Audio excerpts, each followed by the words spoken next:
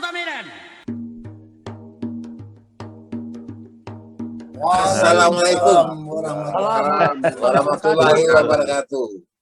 Ya, Waalaikumsalam.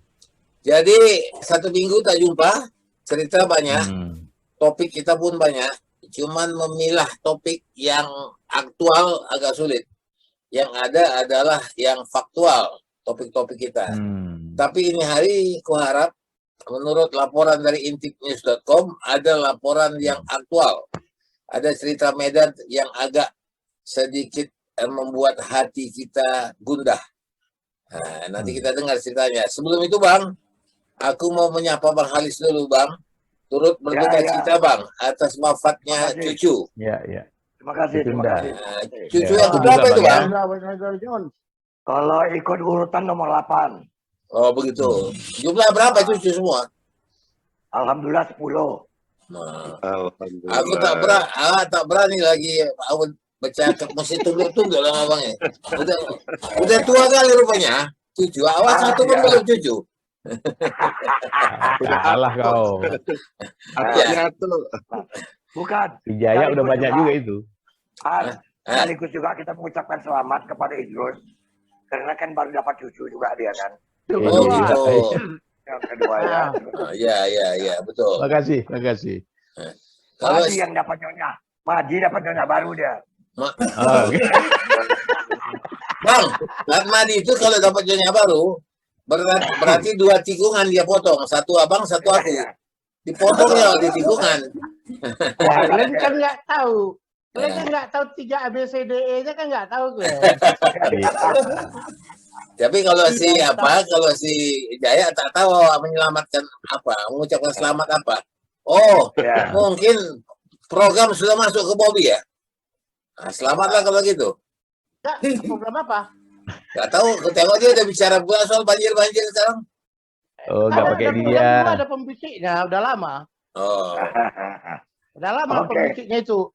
Dibacanya semua laporan aku, dikutipnya, dilaporkannya. Oke. Baik, aku mau dengar apa yang cerita Madi dulu nih. Bersama kita hari ini adalah Dr. Iskandar Zulkarnain, aktivis kampus dan terkenal suaranya keras, kritikus, pengamat sosial dan politik. Yang lain nanti dijelaskan oleh Pak Pais sendiri. Hari ini ada persoalan yang dirasakan oleh masyarakat Medan, barangkali kita semua sangat kesal. Karena air itu adalah masalah kehidupan. Soal air itu menyangkut kehidupan. Tetapi PDAM Tirtanadi baru-baru ini itu mendapat katakanlah musibah atau memang sengaja diprotes oleh pelanggannya yang tiba-tiba saja rekening airnya itu naik sampai 10 dan 11 kali lipat. Bahkan ada yang sampai 11 juta harus dibayar. Padahal rumah itu sudah tidak terpakai. Lebih bertahun-tahun tetapi harus bayar rekening 11 juta. Nah, persoalan air oleh Tirtanadi, PDAM Tirtanadi ini bukan hanya sekedar kenaikan rekening yang karena kebetulan kata Direktur PDAM Kabir Bedi itu setelah dilakukan rekening listrik menggunakan digital, tidak lagi manual, digunakan digital sehingga meledak naik. Nah, selain itu juga masyarakat terus mengeluhkan, terus saja mengeluhkan, udah lama sih mengeluhkan air yang tidak bersih, berlendir, berpasir, berwarna hitam seperti air paret, sering mati, dan seterusnya. Jadi kesimpulannya sampai saat ini Tirtanadi itu sangat mengecewakan masyarakat Medan. Tiba-tiba anggota DPR di Medan, Sahputra Nasution, mengatakan supaya kalau bisa Bobby aja mengambil alih ini, khusus untuk Medan, dibikin PDAM tersendiri. Jadi tidak pakai PDAM Sumatera Utara. Dan hal itu bagi Bobby, kata dia, hal itu bagi Bobby kecil itu. Seperti Gibran menggunakan siapa kan? Menggunakan Erick Thohir untuk jadi direktur sepak bola Solo kan? Kenapa tidak bisa? Begitulah ceritanya Pak Isarya Gujaya. Nah, barangkali lebih awal salah satu saksi hidup yang selama ini juga mengalami bagaimana lintang kukangnya menghadapi air di Kota Medan. Kami persilakan Pak Iskandar Zulkarnain. Baik, terima kasih Abangda Asatmadi, yang saya hormati juga para senior kami ini, guru-guru kami, suhu kami ini di Bincang-Bincang Medan ini. Saya terlebih dahulu memperkenalkan diri karena kalau nggak kenal tak sayang ya. Udah tak sayang benci pula, repot nanti kita Bang Hari. Urusannya berantem itu. Padahal niat kita baik, jadinya dipandang buruk gitu ya.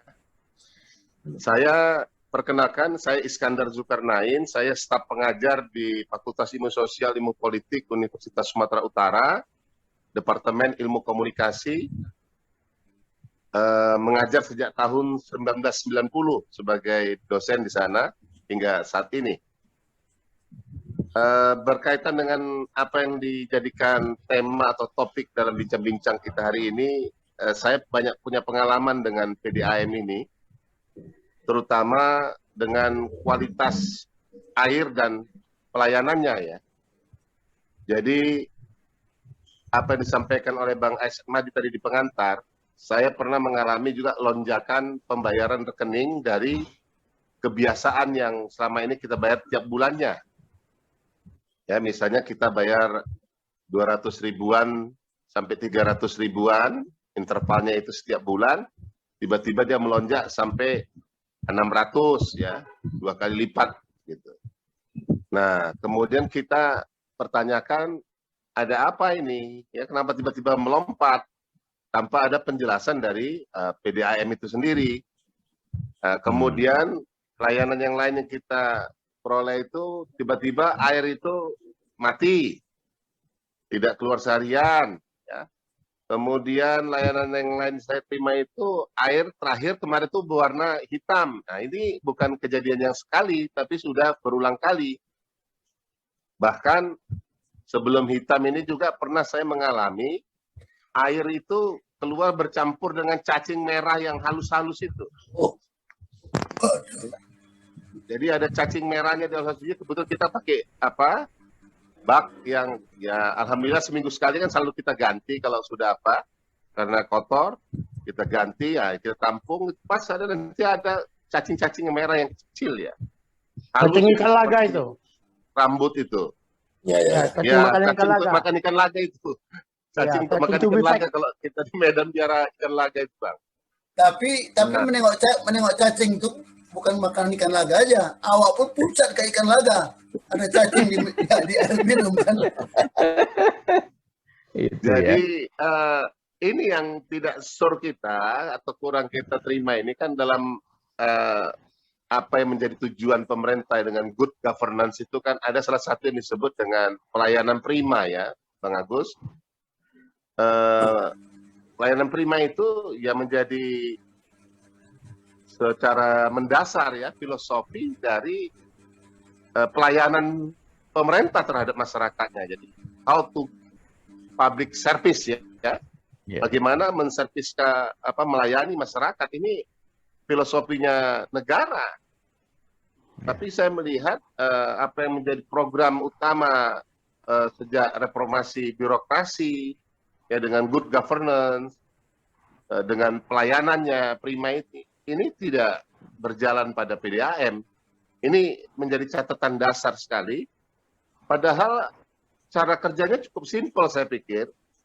Kalau memang terjadi hal-hal yang demikian, kekurangan SDM segala macam, mereka bisa memberikan penjelasan-penjelasan kepada masyarakat. Jadi hanya melalui komunikasi sebenarnya ini bisa terselesaikan dengan baik. Misalnya tadi masalah air yang hitam terakhir. Mereka bisa sampaikan misalnya melakukan pencucian atau cleaning pada saluran ya.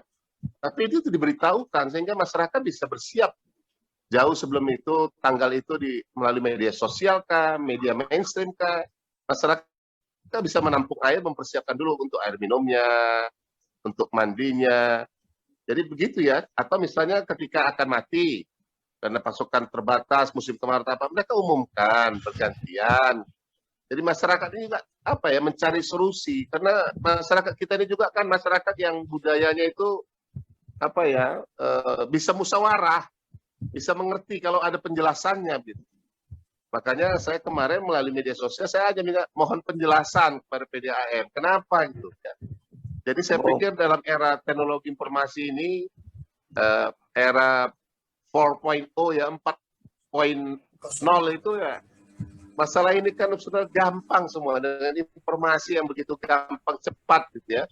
Nah kalau tidak kita juga gampang menyebarluaskan informasi ini. Ya. Kita sama-sama sadar, PDAM ini kan sudah bukan lagi disebut dengan perusahaan air minum. Ya, tapi turun dia sudah bukan tadinya untuk air masak, turun juga untuk air mandi, tak bisa juga lagi. Jadi memang serba salah nih PDAM nih. Itu cebok. Kita mau untuk mencebok aja nih lagi tuh. Menceboknya tak bisa lagi. Ya kan begitu. Ada cacingnya. Nah, udah jadi ini kan tadinya kan PDAM ini kan dikelola oleh Sumatera Utara ya. Ya dari waktu zaman Pak Rizal barangkali itu masih bagus. Waktu PDAM dipegang oleh Pak Kumala Siregar juga masih alhamdulillah bagus. Setelah itu kan terus merosot. Disebabkan barangkali kalau yang saya tahu mereka mengadakan bahwasannya prasarananya ya, perlengkapan di sana sudah mulai menua, udah tidak layak lagi lah. Nah kalau mau dikatakan seperti Iskandar bilang tadi, Dr. Iskandar bilang ya diadakan pencucian misalnya, masyarakat kita ini pun cuek juga orangnya. Dikasih tahu begitu pun masih apa juga tugas kalian katanya. Kita yang bantah duluan kan begitu. Jadi kadang-kadang orang PDAM pun sendiri pun udah tak tahu juga harus mau buat apa kan gitu. Pencucian pipa tidak boleh menurunkan kualitas yang didistribusikan ke masyarakat. Karena kalau ada pipa dibotong, dibersihkan, air sebelum dialirkan melalui pipa tersebut itu harus di-spray namanya. Dibersihkan dulu, dialirkan air, dicek kalau kualitasnya sudah pas sesuai standar awal, nah baru boleh dibagikan ke konsumen. Jadi kalau air hitam gara-gara pencucian itu sudah di luar standar PDAM. Mungkin juga air cuciannya dijualnya lagi. Selain cerita. Jai, tadi kan Dr. Iskandar kan sampaikan harusnya ada informasi. Itu menurut aku itu poinnya. Kenapa? Informasi terhadap aktivitas PDAM. Enggak, tunggu dulu. Aku pernah pengalaman begini. Ini dimanfaatkan oleh orang-orang trading atau sales. Pernah datang ke rumahku dulu. Ini kejadian mungkin nggak di Medan ya. Dia cerita, Bapak pernah nggak air di rumah itu hitam? Pernah. Pernah kotor? Pernah. Bapak tahu nggak proses kotor kayak mana? Mulai dia cerita. Benar tidak walau-walam lah. Itu pipa itu kan masuk udah bertahun-tahun, puluhan tahun itu di dalam tanah. Ada yang bocor ngelewat got dibilang. Kemudian kalau pipa itu bocor pada saat mati, dia nyedot tuh air dari got. Nah, air dari got tuh air kotoran segala macam masuk, begitu mesin hidup lagi didorong, itulah yang Bapak minum gitu kan. Istriku sampai hampir muntah dia. Akhirnya apa? Beli tuh peralatan yang dijual itu filter air. Ya. Itu yang dimaksud. Ya, jadi dimanfaatkan oleh orang membuat di rumah kita pada saat itu di satu daerah, aku nggak sebut ya, nggak berani lagi, jangankan untuk minum, mandi aja nggak berani. Jadi masuk di akal aku, ada cacing kecil-kecil dan lain sebagainya, bisa saja kan, disebut-sebut lagi, itu kotoran siapa yang kesedot dalam pipa pada saat mesin hidup lagi didorong ke rumah kita ya kan. Bayangkan kita mandi bukan lagi pakai air bersih, tapi air bekas kotoran orang. Tapi kalau ada sosialisasi yang tadi, oh ini ada pencucian segala macam, mesti bisa dipahami. Itu maksudku tadi, aku nambah yang itu aja. Yang si Dr. Iskandar sampaikan. Memang harus disampaikan. Kalau enggak kita curiga dimanfaatkan itu negatif isu itu oleh pedagang-pedagang yang jual alat sebagai alternatif untuk air bersih di rumahnya gitu. Tidak. Tapi gini loh, kita ini kan tunggu ya. Kita ini kan suka membantah nih kan. Jadi kadang-kadang mereka itu merasakan bahwa saya itu merupakan kewajibannya. Tapi kita ini barangkali tidak pernah mau kita rasa bahwa itu merupakan hak kita. Ya, kita tuntut hak kita itu. Itu tak mau aku tahu katanya kan. Ya kepalanya kalau mau diapakan kadang-kadang kan orang itu mencuci 2 sampai 3 hari baru bisa tuntas itu untuk satu satu alur. Ya kan begitu. Mana bisa semua alur semua dicucinya sekaligus. Bang Gitu. Alis, Apa benar kotoran itu karena pencucian? Itu yang perlu dipertanyakan. Apa jangan-jangan Ya. benar juga yang dari sales yang datang ke rumah aku nawarin produk yang mengatakan kotoran itu dari air got yang kesedot ke dalam pipa. Kan kita nggak tahu. Bisa. Kayak apa mau kau bilang ya?